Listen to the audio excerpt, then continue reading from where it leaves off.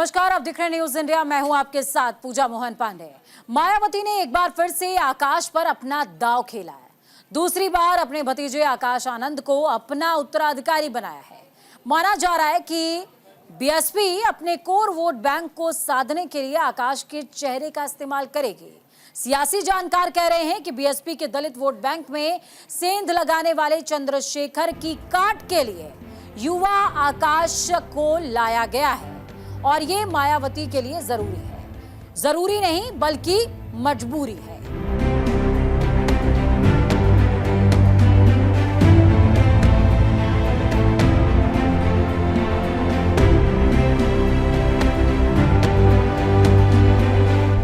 आकाश की एंट्री में छुपी है मायावती की रणनीति। चंद्रशेखर के असर को रोकने के लिए बीएसपी का प्लान। क्या आकाश कर पाएंगे यूपी उपचुनाव में कमाल? 10 सीटों के उपचुनाव में होगी आकाश की अग्नि परीक्षा। बुआ और बबुआ की जोड़ी अब मायावती अखिलेश की जोड़ी नहीं, बल्कि मायावती और आकाश की जोड़ी है। लोकसभा चुनाव में मिली हार के 1 महीने बाद मायावती ने पार्टी की समीक्षा बैठक बुलाई थी। कई घंटों तक पार्टी की करारी हार पर मंथन चला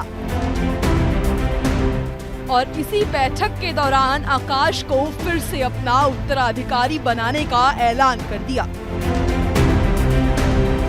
वही आकाश जो महीने भर पहले तक अपरिपक्व थे, अब चुनावी नतीजे ने उन्हें परिपक्व बना दिया है। लोकसभा चुनाव में करारी हार के बाद मायावती ने आकाश को सबसे ऊपर रखते हुए फिर से अपने उत्तराधिकारी के तौर पर घोषित किया है। लोकसभा चुनाव के दौरान आकाश के भाषणों की हर तरफ चर्चा हो रही थी। बीएसपी की शैली के तर वो काफी आक्रामक भाषण दे रहे थे। बीजेपी पर जमकर हमला बोल रहे थे। एक जगह तो आलम यहाँ तक आ पहुंचा कि आकाश पर उनके भाषण को लेकर एफआईआर तक दर्ज हो गई। ठीक उसी वक्त मायावती ने आकाश पर एक्शन लिया। ठीक 1 महीने पहले मायावती ने आकाश आनंद के बयान पर सख्त नाराजगी जताते हुए उन्हें अपने उत्तराधिकारी बनाने से इनकार कर दिया था।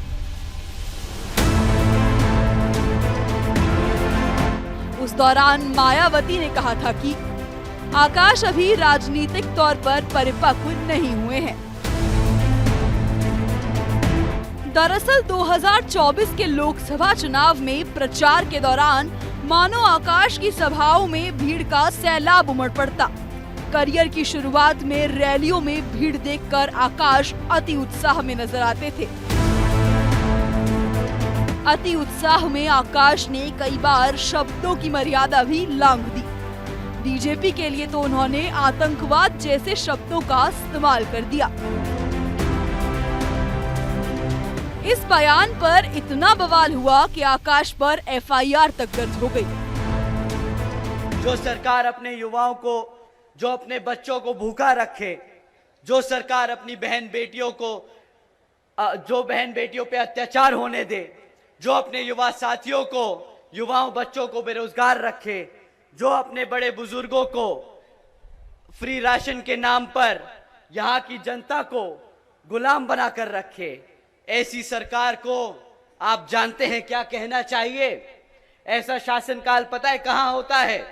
जहाँ बच्चे भूखे रहें, जहाँ बहन बेटियों पे अत्याचार हो, जहाँ युवा बेरोजगार हो, जहाँ जनता फ्री राशन के नाम पे गुलाम बना दी जाए, ऐसी सरकार आतंकवादियों की सरकार होती है। ऐसी सरकार तालिबान अफगानिस्तान में चलाता है।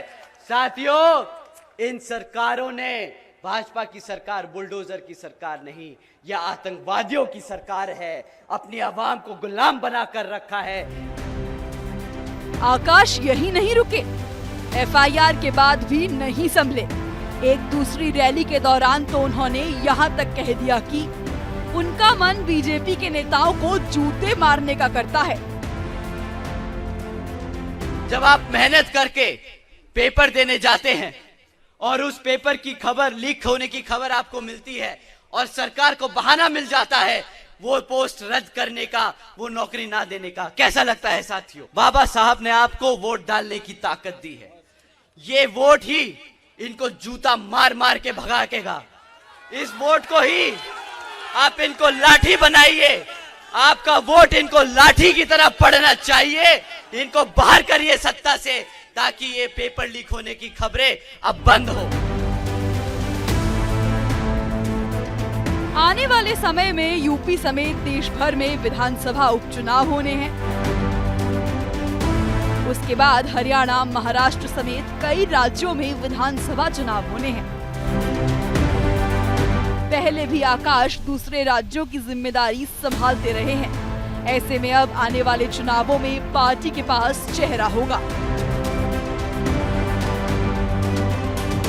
2027 में यूपी में होने वाले विधानसभा चुनाव से पहले आकाश के लिए खुद को साबित करने का मौका होगा। मायावती ने एक बार फिर आकाश पर अपना दांव खेला है। माना जा रहा है कि बीएसपी अपने कोर वोट बैंक को साधने के लिए आकाश के चेहरे का इस्तेमाल करेगी। बीएसपी के दलित वोट बैंक में सेंध लगाने वाले चंद्रशेखर की काट के लिए युवा आकाश को लाना मायावती के लिए जरूरी ही नहीं बल्कि मजबूरी भी थी। माना जा रहा है कि हालिया उपचुनाव में आकाश को मायावती कोई और भी बड़ी जिम्मेदारी दे सकती हैं। मायावती और आकाश के सामने दोहरी चुनौती है। एक तरफ जहां कार्यकर्ताओं में विश्वास बहाल करना होगा, तो वहीं दूसरी तरफ पार्टी को जीत की पटरी पर भी लाना होगा। Nishant Kumar, news India.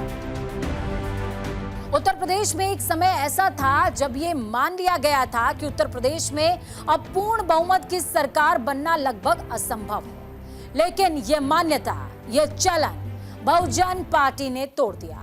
Bahujan Samajwadi party ने सबको चौंकाते हुए साल 2007 में उत्तर प्रदेश में पूर्ण बहुमत की सरकार बनाई।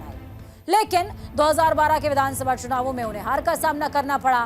बीएसपी को लगातार मुंह की खानी पड़ रही है। लोकसभा चुनाव हो या विधानसभा चुनाव, मायावती हार का क्रम टूट नहीं रहा है। 1990 का वो दशक था जब देश में राम मंदिर को लेकर आंदोलन तेज हो रहे थे और देश के सबसे बड़े सूबे में अनिश्चितता का दौर चल रहा था। उत्तर प्रदेश में एक के बाद एक गठबंधन की सरकार बन रही थी। वो एक अलग दौर था जब सरकार बनाने के लिए नित्य नियमित नए प्रयोग होते थे, जब राजनीतिक दल अलग अलग मुद्दों पर आपस में समझौते करते थे, गठबंधन की सरकार बनाते थे और छोटी छोटी बातों पर रूठकर सरकार गिरा दिया करते। 21वीं शताब्दी की शुरुआत तक ये सिलसिला चलता रहा। 6 महीने मुख्यमंत्री बनने का फॉर्मूला निकाला गया, लेकिन नतीजे वही ढाक के 3 पात।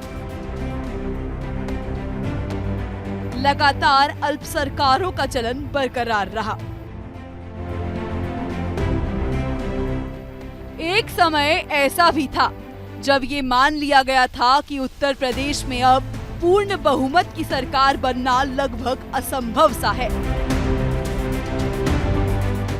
लेकिन ये मान्यता, ये चलन बहुजन पार्टी ने तोड़ा।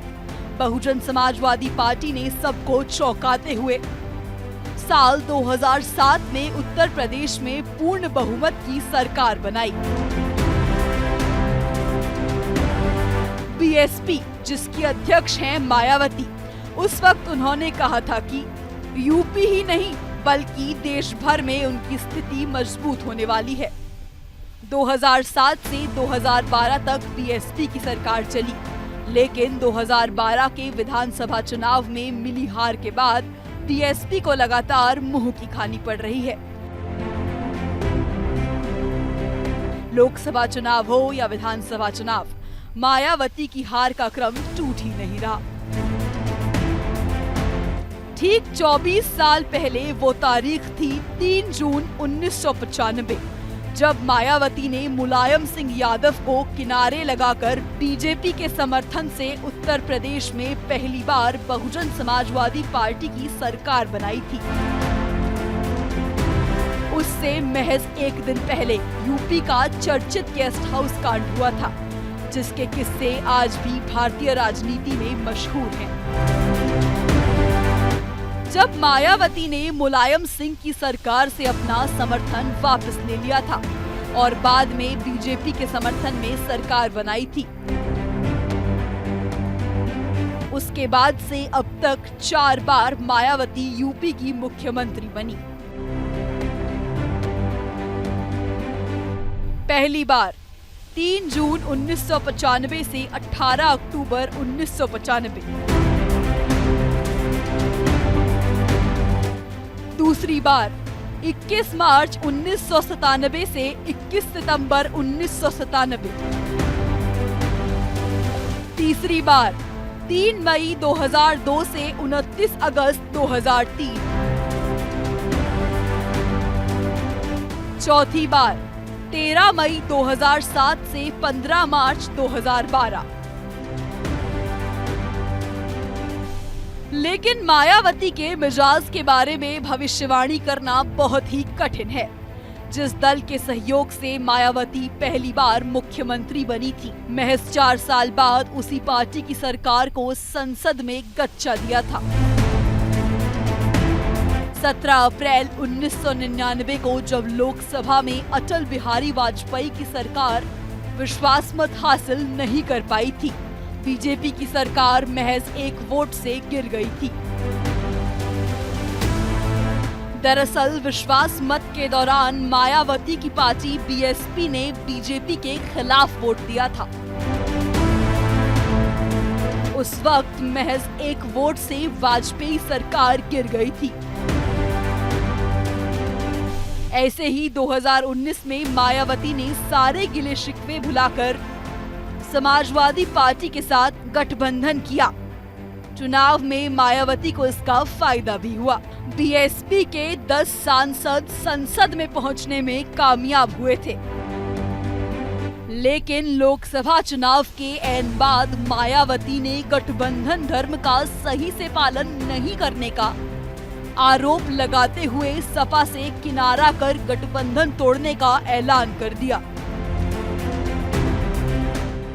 इस संबंध में मैं ये स्पष्ट कर देना चाहती हूँ कि बीएसपी ने पूरे देश में अभी तक केवल कर्नाटक प्रदेश के अलावा अन्य किसी भी प्रदेश में किसी भी पार्टी के साथ किसी भी प्रकार का कोई चुनावी समझौता व गठबंधन आदि नहीं किया है।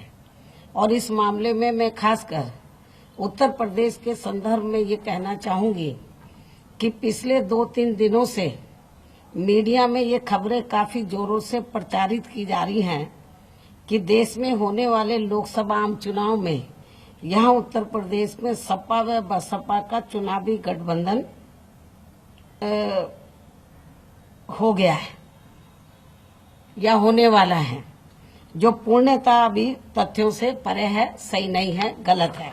लेकिन फिर भी इस बारे में मैं ये कहना चाहूंगी कि उत्तर प्रदेश में सपा व बसपा का तथा अन्य किसी और पार्टी के साथ भी जब भी यहाँ लोकसभा आम चुनाव में कोई चुनावी गठबंधन होगा तो तब फिर वह गुपचुप तरीके से नहीं होगा, बल्कि पूरे तौर से खुलकर ही होगा।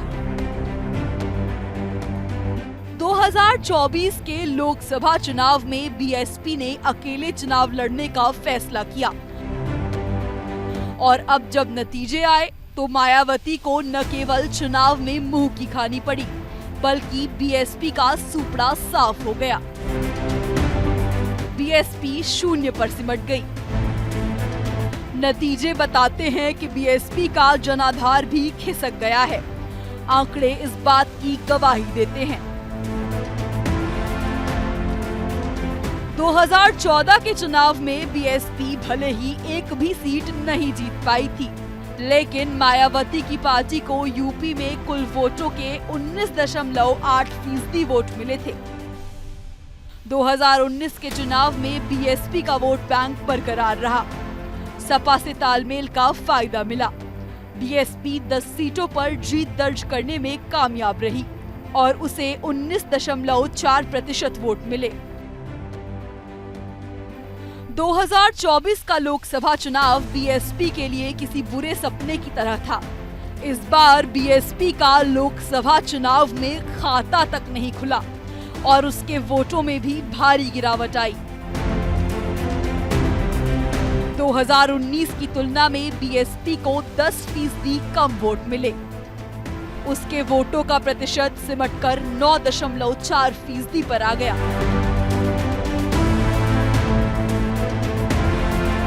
अब जब मायावती की सियासी जमीन दरकती जा रही है, ऐसे में मायावती ने एक बार फिर से अपने भतीजे आकाश आनंद को अपना उत्तराधिकारी घोषित कर खोई जमीन पाने के लिए पासा फेंका है।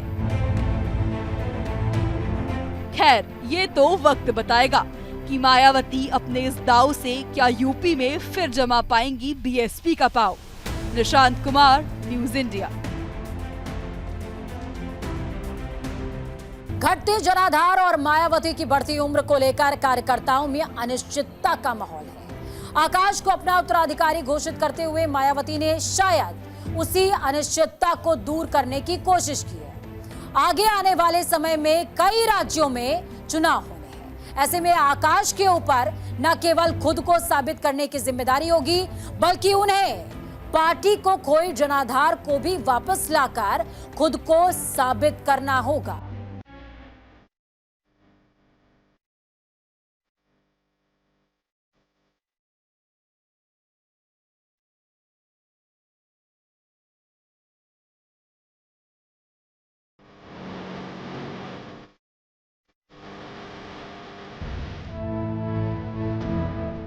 लोकसभा चुनाव 2024 में सबसे खराब प्रदर्शन बीएसपी का रहा। इस चुनाव में बीएसपी ने एक भी सीट नहीं जीती। साथ ही पार्टी का वोट बैंक भी भयानक रूप से गिर गया। पार्टी में इस वक्त दूसरे नंबर के नेता आकाश आनंद हैं। उनके जोशीले भाषणों को बीएसपी समर्थकों ने काफी पसंद किया था। उनको पार्टी से हटाए जाने पर ये समर्थक नाराज हो गए थे। ऐसे में बीएसपी ने उन्हें फिर से पार्टी में वापस लाकर उन समर्थकों को खुश करने की कोशिश की है। आकाश समर्थकों का मानना है कि कोशिश के तौर पर भी मायावती के इस कदम को देखा जा सकता है। साथ ही पार्टी पदाधिकारियों के साथ बैठक में मायावती ने कहा कि संविधान बचाओ के गलत प्रचार से बीएसपी को चुनाव में नुकसान हुआ है। ये भी अनुमान लगाया जा रहा है कि आने वाले उपचुनाव में जीत के लिए आकाश की वापसी पार्टी में कराई गई है। आकाश के जरिए कोर वोटरों को पार्टी में फिर से लाने के लिए डैमेज कंट्रोल की कोशिश की जा रही है। साथ ही मायावती ने अपने उत्तराधिकारी को लेकर चल रही अटकलों को खत्म करने की कोशिश की है। यूपी में 10 सीटों पर उपचुनाव होने हैं। बीएसपी उपचुनाव नहीं लड़ती थी, लेकिन इस बार पार्टी ने उपचुनाव लड़ने का फैसला किया है। इस वजह से यूपी में बसपा को मजबूत करने के लिए आकाश आनंद की पार्टी में वापसी की गई है। मायावती चाहती हैं कि इस उपचुनाव में आकाश आनंद सफलता हासिल करें, जिससे कि पार्टी को ऑक्सीजन मिल सके। मायावती चाहती हैं कि पार्टी में यह मैसेज स्पष्ट रूप से जाना चाहिए कि आकाश आनंद ही उनके इकलौते राजनीतिक उत्तराधिकारी हैं। इसका जिक्र उन्होंने अपने पत्र में भी किया है। जब मायावती ने उन्हें नेशनल कोऑर्डिनेटर पद से हटाया था, तब कहा जा रहा था कि मायावती अपने राजनीतिक उत्तराधिकारी को बदलने की ताक में है। आकाश आनंद को फिर से पार्टी में वापस लाकर मायावती ने इन सभी अटकलों को खत्म कर दिया।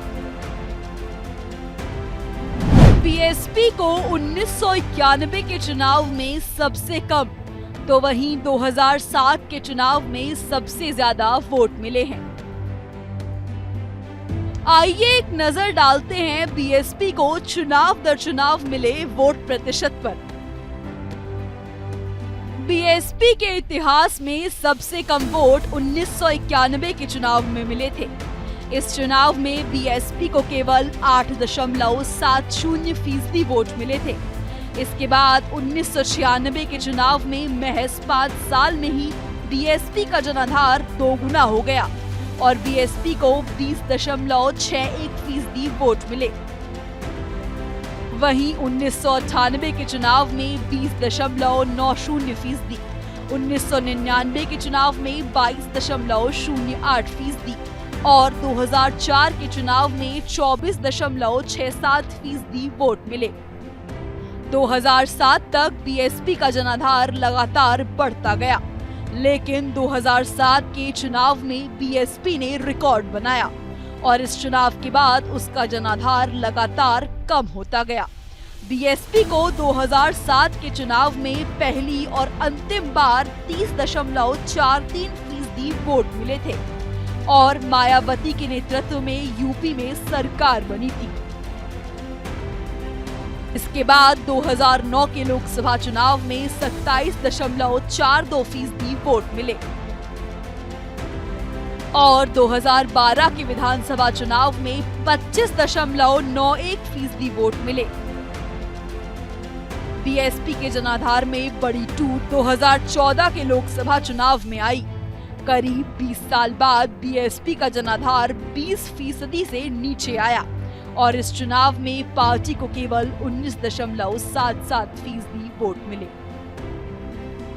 इसके बाद बात करें 2017 की, तो विधानसभा चुनाव में 22.23%, 2019 के लोकसभा चुनाव में 19.43% और 2022 के विधानसभा चुनाव में 12.83%। वहीं 2024 के लोकसभा चुनाव में 9.39% वोट मिले हैं। चुनावी इतिहास को देखा जाए तो करीब 33 सालों के बाद पार्टी का जनाधार 10% से नीचे आया है और खास बात यह है कि 2007 के मुकाबले पार्टी का जनाधार 1/3 हो गया है।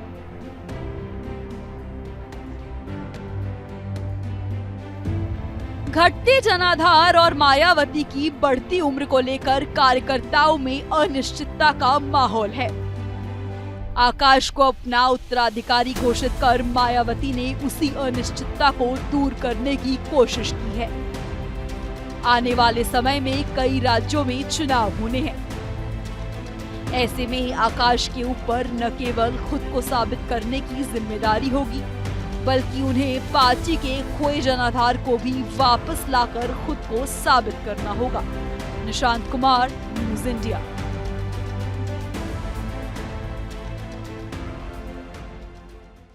फिलहाल आज के इस बुलेटिन में इतना ही। मुझे दीजिए अनुमति। नमस्कार।